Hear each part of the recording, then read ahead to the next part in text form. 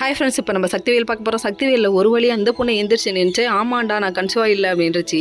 யாருக்கிட்ட நம்ம வேலைன்ட்ட மொத்த குடும்பத்துக்கிட்டே நான் கன்சிவாயே இல்லைன்னு சொல்லிச்சு. ஊசி பட்டாசு கன்சிவாக இல்லைன்னா என்ன அர்த்தம்? மொத்தத்தையும் நீ சொல்லு சக்தி அப்படிங்குது. மொத்தத்தையும் சொல்லுன்னா என்னத்த சொல்கிறது? எங்களுக்குள்ளே எதுவுமே நடக்கல, நான் இது வரையும் தொடவே விட்டதில்லை அப்படின்னு சொல்லிச்சு. சொன்ன உடனே பயங்கர கோவம் வந்துச்சு. யாருக்கு? சிக்கல் சிவபதிக்கு.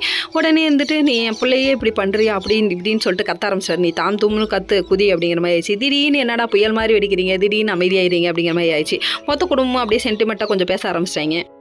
அது மட்டுமா இதான் சான்ஸ்ன்னு சொல்லிட்டு கழுவி ஊற்றுறாங்க. யார் குடும்பத்தை? நம்ம சக்தி குடும்பத்தை. சரின்னு சொல்லிட்டு பாட்டி இருந்துட்டு என் பேத்தியை நான் ஒழுங்காக தான் வளர்த்துருக்கேன், முதல்ல உன் பேரங்க கரெக்டாக கல்யாணம் பண்ணானான்னு சொல்லிட்டு ஸ்டார்ட் பண்ணிட்டாங்க. ஐயோ என்னையா இப்படி நடக்குது அப்படிங்கிற மாதிரி இருக்குது.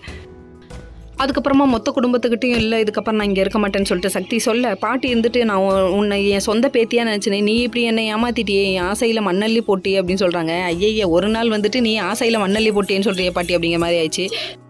உடனே சிக்கல் சிவபதிக்கு கோவம் வந்து, நீ என்னடி வெளியே போகிறேன்னு சொல்கிறது, நான் உடனே கூட்டு போய் வெளியே விட்டுறேன், இனிமேட்டுக்கு நீ என் வீட்டுக்கு தேவையில்லைன்ட்டாங்க. அதுக்கப்புறம் கையை பிடிச்சி இழுத்துட்டு போய் தரன்னு வெளியே விட்டாரு. வெளியே விட்டோன்னே சக்தி குடும்பம் மொத்தமும் வெளியே போயிடுச்சுங்க. வெளியே போனோடனே இவங்கெல்லாம் ஒன்னே பேச ஆரம்பிச்சாங்க. ஊசி பட்டாசுக்கு குழுன்னு இருந்தது, இப்போ வீட்டை விட்டு வெளியே போயிட்டா அப்படின்னு சொல்லிட்டு வேலைன்னு ஒரு போட்டு கற்றுன்னு கத்துறாரு. சக்தி தான் உயிர், இப்படி பிரித்து இழுத்துட்டு போயிட்டீங்களே, இல்லை முடியவே முடியாது அப்படின்றாங்க. அதுக்கப்புறம் அண்ணன் மேலே வராரு. அண்ணன் மேலே வந்தோடனே இது மாதிரி மச்சான் கூட்டு போவாதீங்க அப்படின்னு சொல்ல, நான் ஒன்றும் உங்களுக்காக வரலன்னு கத்திட்டு மீனால் வரியா இல்லையா அப்படின்னு சொல்லி கேட்காங்க. மீனால் போவாங்களா இல்லையான்னு தெரியல. Okay friends.